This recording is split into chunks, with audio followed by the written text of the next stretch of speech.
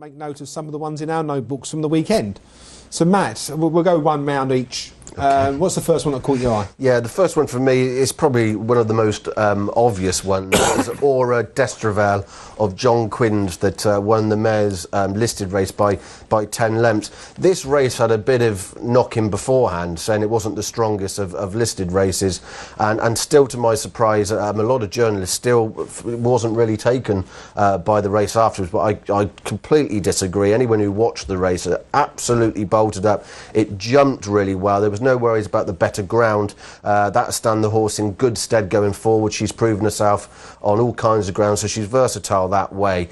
Last season she showed a good level of form as a juvenile. Last year I had her performing on her best form up to marks of 144. I believe she's better than that this year. I think she will definitely be on the way to Grade 1 success by the end of the year. You asked what's in behind. Emily Gray was in behind. I know Emily Gray is probably going to want 2.5 miles in time, but she's no slouch, and the way this horse won that race, for me, I'll be very surprised if she's not 150 mare come the end of the season. Potentially better than Cockney Sparrow? Absolutely, I think she is better than Cockney Sparrow. Okay, Billy, he's probably stole your thunder. Yeah, he's absolutely stole my thunder. We didn't chat pre-show. Oh, right, so, yeah, I just thought, particularly what Matt said, she jumped the last few fences so quick and so effortlessly.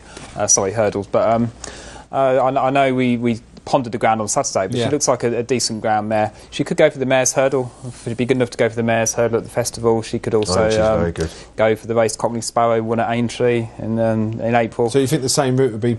She did quicken lovely, didn't she? But again, you've got John Quinn knows how to train this sort. She's got a bit of speed in the pedigree, and he's got hurdling fast and low, and she's going to... I mean, I saw her a couple of times. I mean, 'cause she won on bad ground, and then she was pitched. She missed Cheltenham. I'm not sure why they missed Cheltenham with her, so they opted for whether they opted more for the speed test with her, I don't know, at Aintree, but put her in. It was put her in deep, wasn't it? Grade 1 level after quite what was beating a lot lesser opposition, but she really surprised me at the weekend, just because I know she was a good mare, but when I watched it, it was one of them where when she hit the line, you sat back and wowee, I'm going to give a horse to follow. I've got two least obvious ones coming up, so do bear with me on this one. A Sign of Victory at the weekend.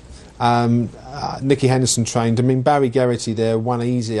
Hopefully the handicapper didn't see how easy the horse won, because normally when they win by distance, the handicapper thinks, oh, I'll put them up £20. But in this case, I don't think they will, because it only won by a short distance from the other Henderson horse, which name escapes me, but Sign of Victory could have been more impressive. Could have been more impressive. And about the handicap mark was the Hemel de Ville one, and I can't remember what it was. It frustrated me so much. She won at Kempton, and the horse will never win again until the handicap mark comes down. 14? Yes. It was upraised a ridiculous amount of... I mean, I don't know where some of these handicappers... Well, a hurdle race, handicap hurdle. I ran in Kempton. Yeah. And suddenly it went up about £25, and I mean, it defeats the whole object of improving a horse sometimes, and my mind boggles sometimes in terms of handicappers why they decide to put a horse up so much. You've got to be fair to the other horses as well. If you took the other view, you have to. But I mean, to make a judgment on one race and go, right, we're going to hoik it up like this, you're putting that horse with no chance of winning either and no chance of progressing. Yeah. Anyway.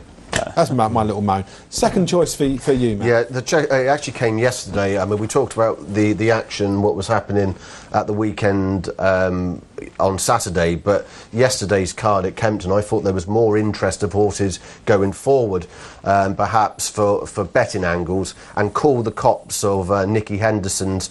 This horse ran at Ludlow and won over an adequate 2 mile 5 that day, beating always Archie, and then turned up in this 2 mile 5, which was a Pertemps qualifier.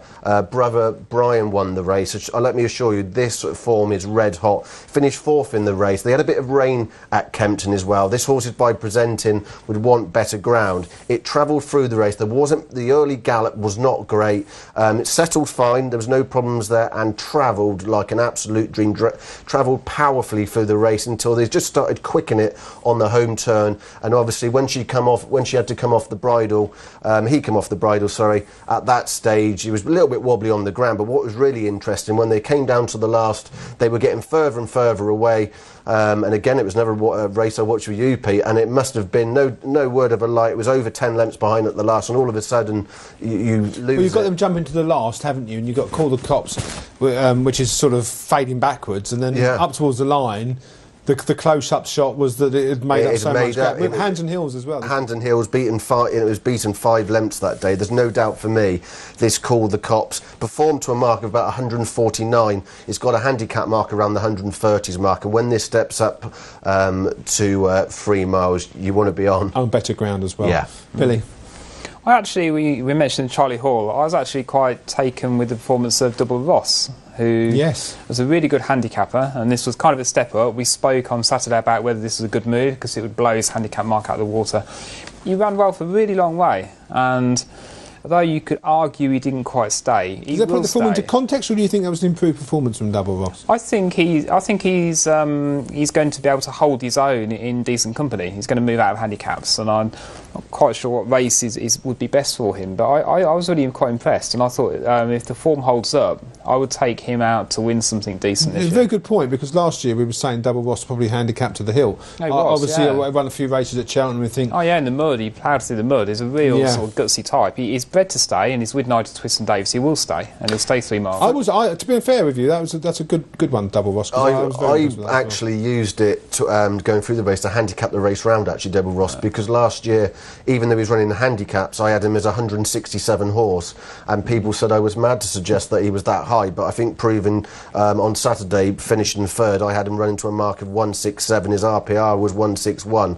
I believe that to be right in the context, and off marks of 152, no doubt Nigel Twist and Davis looks at it and thinks, well, his life will struggle off those marks in competitive handicaps. But now I'm going to go slightly off key, not for these big guns, but there was a horse yesterday, a mare called Jenny's Surprise, that run at Plumpton.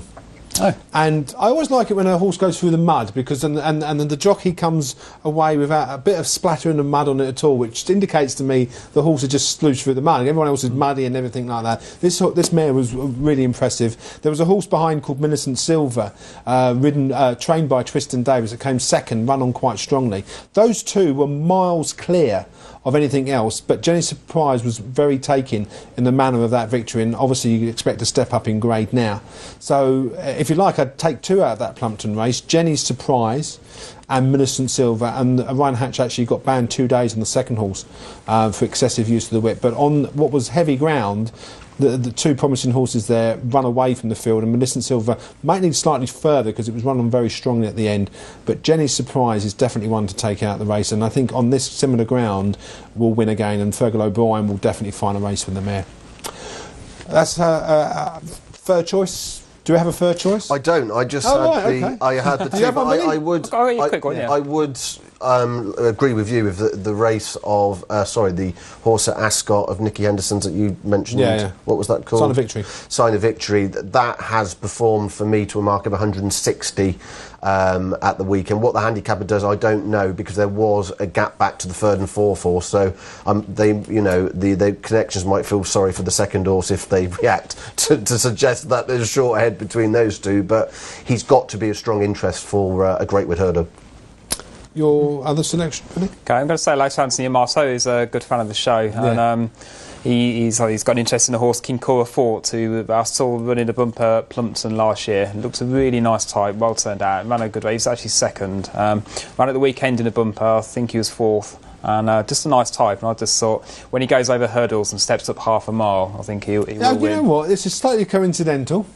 We've got a Tony on the phone. I don't know if it's the same Tony. Good evening, Tony. OK, we'll come to you in a second. Whilst we're getting Tony on the phone, there was another one, a Charlie Longston horse called, I'm going to get this right, Coologue, Coologue, and that run at Utoxeter behind a Manila President. It was the first run under walls for Charlie Longston. Charlie Longston will definitely find a winner for that. Again, 2 horses that finished well clear. We are delighted to say we've got a phone call in. Good evening, Tony. Hiya, Peter. Hiya, lads. How you doing? All right. I hope you're enjoying the show, and that's looking back. Yes, yeah. Very, very good show. As normal, Peter. Yeah, as normal. Okay. Well, you're not. Well, you haven't called us up to tell us the Liverpool score. So, what would you like to say, Tony? Just, I'd like to call in all the two Harry Fry novices today at Exeter. They impressed me, to be honest, Peter. I like Thomas Brown and Jolly Allen especially as well, especially at the end of the race. I think there's a lot to come from these two. I think Harry Fry's got a lot of young horses to follow this year. I do know he has a nice mare running tomorrow in a decent mare's bumper called Lady of Lamamba. He had it last year. I think it was meant to run sometime last year, but it got a bit of a problem. But a lot of young horses, and I think he's definitely a trainer you can follow with his horses, you know. Absolutely. I mean, I didn't see that first race, though. I mean, I know they think quite a lot of the Tizard one. I don't know where it was placed, second or third, Buckhorn. Did the first one on Harry Fry, did that go in quite well today, Thomas Brown?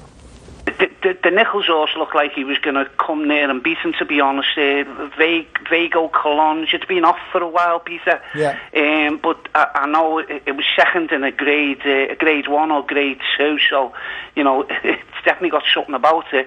It made a mistake. I think it was the last or the second last, and I think that's what really stopped it. I think it might have put it up to Thomas Brown, to be honest, but both horses are definitely ones to put in your notebooks, you know. But I think it's more like the Harry Fry type thing at the moment. I think he's a young kid that's going to go far, to be honest. You know, I think the new generation that are coming through, like Warren Greatrex and Harry Fry, Charlie Longston, these type of, they're bringing in younger horses and they're getting there earlier, and they seem to have started earlier more than the Nichols and the Henderson yards at the moment. Their horses are certainly needing a run at the moment.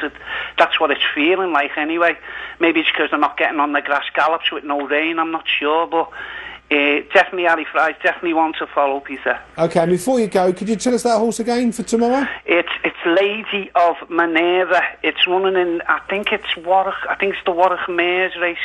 Okay. One thing I just last to say, Peter, I think the forgotten horse of Henderson's West Wizard, I'm really looking forward to that this year, because I know it was talked up a lot, it only run once, but I think I'm really looking forward to seeing that. Yeah, so am I too. I was beaten by Sergeant Reckless, I think, first time out. Yeah.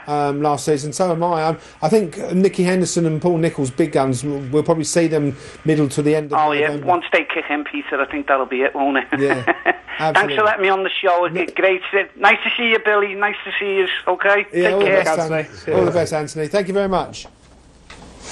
Thank you. It was nice to have a phone call this evening. He does know his bumper horses. He does very well with Do you know what? I used to really love betting on, but I think I told you before. I just don't get time to study him now. I used to look at the breed and the bumper horses, look where they get them from, and there were one or two meetings in Ireland that you can really know there's going to be a good winner come out.